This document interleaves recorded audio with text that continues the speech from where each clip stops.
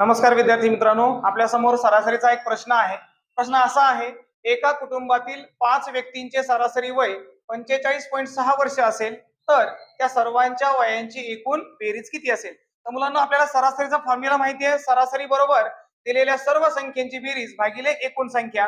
मग आता ज्यावेळेस तुम्हाला एकूण व्यक्ती वगैरे दिले असतील आणि त्यांचे सरासरी तुम्हाला वय दिलं असेल तर एकूण वय कसं काढायचंय? तर मुलांना काय करायचंय, फक्त त्यांचं एकूण वय बरोबर आपली जी सरासरी दिलेली आहे ती सरासरी घ्या 45.6 आणि त्याला दिलेले जे एकूण व्यक्ती असतील, एकूण व्यक्तींची संख्या, त्याने फक्त आपल्याला त्याला गुणायचंय.